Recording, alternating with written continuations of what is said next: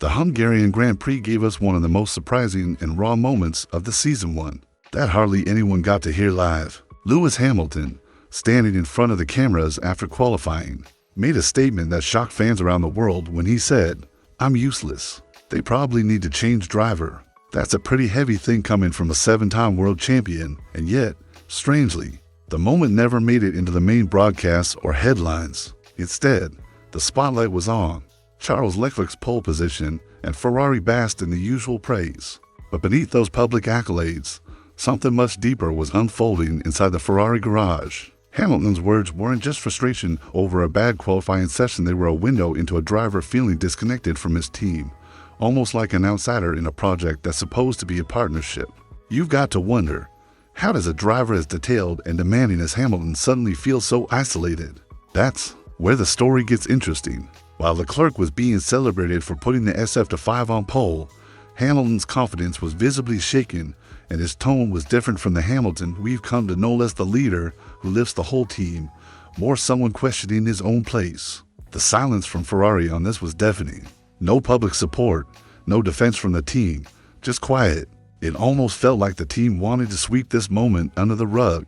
So what's really going on behind the scenes? Why did Hamilton feel so left out? Why did the cameras cut away right when he was being brutally honest? These are the questions we're going to unravel in this video.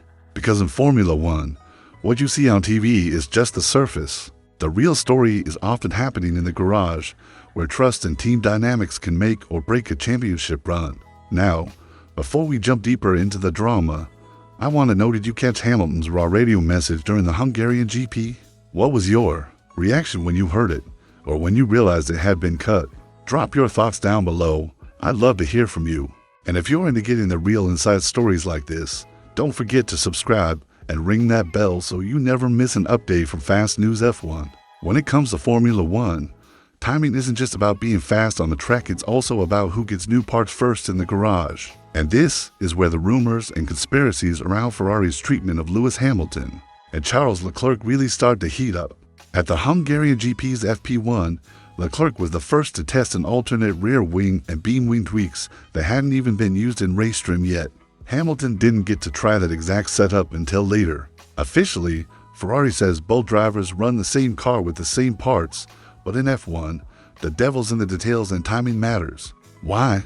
Because the first driver to run a new part sets the development direction.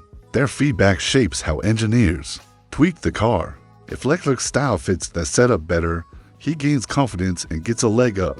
Hamilton's team insists this was just down to driver preference. Bernie Collins, the former McLaren strategist, explained that different wings can suit qualifying versus race conditions. Still, the fact she had to say it so clearly, twice, suggests the rumors aren't going away anytime soon. It's not just about parts, it's about perception. Hamilton was knocked out in Q2 while Leclerc locked pole, and the contrast in how each was treated became a visible fuel for speculation. In F1, perception often spreads faster than facts. If your 7-time world champion driver says he feels useless and possibly out of his seat, and one driver is testing upgrades first, fans naturally start to connect the dots. But what does this mean for Hamilton? It's more than setup frustration, it's a question of trust. If you feel like you're getting the short end of the stick, it's harder to push the limits, and pushing limits is what separates the good from the great in this sport. Bernie Collins insists the team is committed to supporting both drivers equally, but equal treatment doesn't always mean equal opportunity. So, what do you think? Is this just normal F1 strategy with different setups for different drivers? Or is Ferrari quietly favoring Leclerc at Hamilton's expense? Let me know your take in the comments below. And if you want the full breakdown of Ferrari's internal battles and the latest F1 insights, make sure to subscribe and hit that notification bell. It really helps the channel grow and brings you the latest news straight from the paddock. Lewis Hamilton's comments during the Hungarian GP weren't just a moment of frustration. They were a clear sign of isolation within the Ferrari garage. This isn't the Hamilton we've known for years, the driver who meticulously analyzes every detail and lifts his team to new heights. Instead, this Hamilton sounded distant, almost disconnected, like a passenger rather than a partner in the Ferrari project. When he said they probably need to change driver, it wasn't just self-criticism. It was a coded message, an ultimatum, or maybe even a cry for help. In Formula One, Language is never straightforward. Every phrase, every tone, every pause carries weight beyond the literal meaning. Hamilton's words suggested he feels unheard, unsupported, and possibly sidelined. Ferrari's public stance is that both drivers are treated equally and are equally important to the team's success. But behind the scenes, the story is more complicated. While Leclerc racks up poles and podiums, Hamilton has spent more weekends stuck in setup limbo, trying to find a car that fits his driving style and rebuild trust with the engineers. The silence from Ferrari after Hamilton's harsh self-assessment spoke volumes. No public defense, no rallying behind their star signing. That silence feels like distance, a sign of growing divides. Inside Ferrari, there's a split mood. The Constructors' Championship fight with Mercedes demands unity, but internally, it feels like the separate programs, with one clearly gaining more support. Hamilton's experience, skill, and championship pedigree are undeniable, yet he seems to be fading into the background as Leclerc's style shapes the car's future. Have you ever felt stuck like that? Like you're giving your best, but the system just isn't set up to hear you or work for you? Share your experience. Below, I'd really like to know. And if you're feeling the tension in this story, go ahead and hit that like button to show some love. For Hamilton, this isn't just about speed or setup, it's about belief and trust. And that's what's missing right now. Without that, even the best driver can feel lost. The question is, will Ferrari recognize this and act before it's too late? Or is Hamilton's role slowly shifting from leader to afterthought? If you want to stay updated on how this drama unfolds and what it means for the championship, make sure you subscribe and tap the notification bell.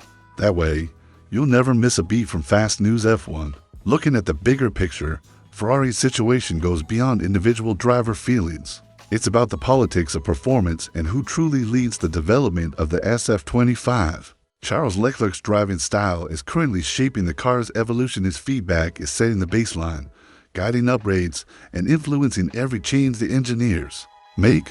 This means Hamilton, despite his reputation and experience, is often adapting to a car designed around someone else's preferences. In F1, this isn't unusual, but it becomes a problem when it creates a clear hierarchy that sidelines one driver. The team's race to catch up with McLaren in the Constructors' Championship only intensifies this. Ferrari wants results fast, so naturally, they lean toward the driver who's delivering poles and podiums. It's a momentum game. Once one driver gains an edge, it's hard to shift focus without risking progress. Bernie Collins pointed out that the differences in wing setups are about driver preferences for qualifying versus race conditions. That's true on the surface, but the larger pattern can't be ignored. When one driver consistently gets the first look at new parts, it sends a message beyond the garage that signals who's leading the project and who's following. This kind of internal politics can be a double-edged sword. Yes, focusing on your strongest driver makes sense for short-term gains, but it risks creating long-term fractures. Ferrari risks losing not just a driver's performance, but his motivation and trust in the team. What do you think? Is Ferrari playing a smart strategic game by backing their fastest driver? Or is this favoritism that could hurt the team in the long run? Vote yes or no in the comments, and let's get a conversation going. Remember, if you want the inside track on these subtle power plays and everything F1, hit subscribe and turn on notifications. That way, you'll be front and center when the story evolves. Looking ahead, the next races are critical for Lewis Hamilton and for Ferrari as a whole. The summer break didn't ease tensions. If anything, it made the divide clearer. Hamilton returns to circuits like Zandvoort, which demand a nuanced setup and driver feel more than raw power. This could be the perfect chance for him to change the narrative and remind everyone why he's a 7-time world champion. But the bigger question is what Ferrari wants from him. Internally, there's no public admission of sidelining, but these things happen quietly through preference, inertia, and subtle deprioritization. Hamilton isn't being pushed out aggressively, but he's being outpaced by a system that now favors Leclerc's driving style and feedback loops. Every outlap, every radio message, every qualifying result is now a kind of negotiation, a referendum on Hamilton's place in the team. The pressure is immense. Ferrari needs to decide. Do they build their championship hopes around Leclerc, who's been the lead architect of the SF-25? Or do they invest in rebuilding trust and alignment with Hamilton, the legend who was brought in to unlock a title? For Hamilton, this is more than just racing. It's a battle for respect, belief, and motivation. In Formula One, Telemetry shows numbers and lap times, but it can't measure when a driver starts to give up mentally. The silence, the guarded body, language, the sparse quotes, they all say something. So, who do you think will lead Ferrari's championship charge this season? Is it Leclerc's car, or can Hamilton still turn things around? Drop your pick in the comments. I'm eager to see what you think. And if you enjoyed this deep dive into Ferrari's internal struggles and Hamilton's fight, make sure to subscribe and ring the bell for all the latest F1 upgrades delivered right to you. Your support helps keep the channel growing and brings you more stories like this.